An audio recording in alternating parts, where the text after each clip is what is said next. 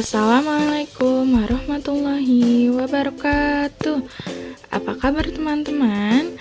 Hari ini kita akan melanjutkan pembelajaran pekan lalu masih dalam tema ke-6 yaitu energi dan perubahannya.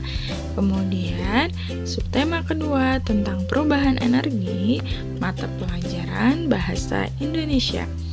Mari kita lihat materi apa saja yang akan kita pelajari hari ini.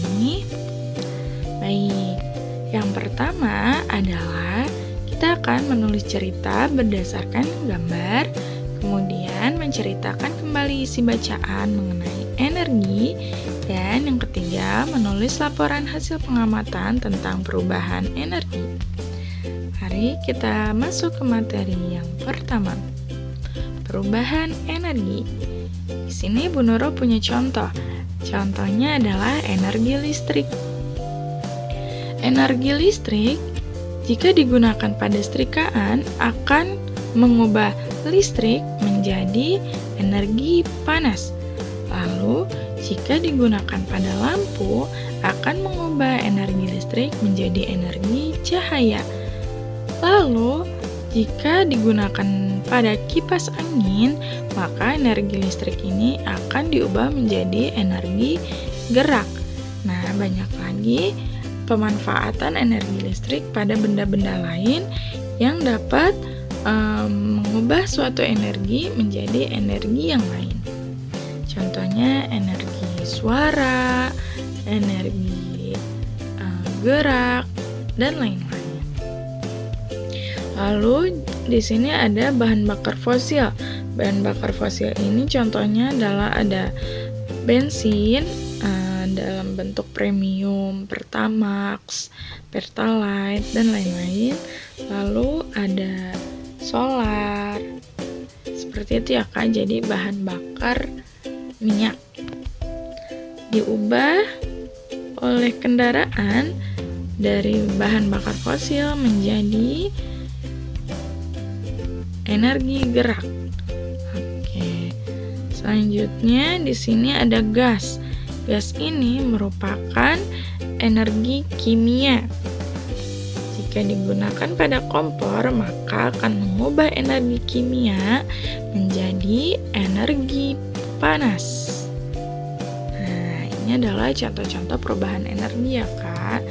Jadi awalnya sumber energi yang digunakan apa, lalu digunakan pada alat apa akan mengubah manfaatnya menjadi energi yang lain. Oke, kita masuk ke materi yang kedua. Bukalah buku paket kalian halaman 53. Di sana terdapat beberapa gambar tentang kegiatan petani. Mari kita buat cerita berdasarkan gambar-gambar tersebut. Oke, kakak lihat di gambar yang pertama ada tulisan hari ke-1. Nah, kita buat paragrafnya. Petani adalah pekerjaan yang sangat penting. Petani merupakan penyangga tatanan Indonesia karena menghasilkan beras sebagai makanan pokok. Untuk menghasilkan beras tidaklah mudah. Hari pertama, petani membajak sawah mereka agar gembur menggunakan kerbau ataupun traktor. Oke, lalu kita pindah lihat ke gambar yang kedua. Lalu setelah gembur, sawah dialiri air dengan memanfaatkan gerak kincir air yang membawa air untuk mengaliri petak-petak sawah. Setelah hari ke-21, tanah siap ditanami bibit padi yang sebelumnya sudah disiapkan. Proses ini selesai pada kurang lebih hari ke-30. Kakak lihat gambar sebelahnya. Hari ke-35, petani menyebar pupuk ke seluruh petak sawah agar padi tumbuh dengan baik. Hari ke-120, padi sudah tumbuh menjadi padi yang siap dipanen. Padi sudah tinggi dan bulir padi sudah terisi dengan sempurna. Biasanya, warna padi yang sudah siap panen adalah kuning keemasan dengan wangi yang khas. Saat inilah para petani memotong semua padi atau memanennya. Hari ke-122, semua padi sudah dipanen dan diikat. Setelah padi mulai mengering, pada hari ke-130, bulir padi dipisahkan dari batangnya dengan cara dipukul-pukulkan agar bulirnya rontok atau dengan menggunakan mesin pemisah padi. Setelah semua padi sudah dipisahkan dari batangnya, padi biasanya disebut juga dengan gabah. Pada hari ke-132, gabah dijemur dengan memanfaatkan energi panas matahari. Setelah waktu penjemuran selama 1 minggu, gabah pun kering dan dikumpulkan di lumbung padi. Terakhir, pada hari ke-140 adalah proses pemisahan beras dari kulit gabah menggunakan mesin. Beras yang sudah terpisah dari kulitnya akan langsung dimasukkan ke dalam karung. Lalu karung-karung beras ini akan digunakan sebagai bahan pangan para petani dan sisanya akan dijual. Oke, itu dia contoh membuat teks atau paragraf atau cerita dari rangkaian gambar. Nanti kakak ada tugas dari Bu Nurul, yaitu membuat seperti merangkum ya kak, atau menceritakan kembali cerita tentang kegiatan para petani ini. Selanjutnya,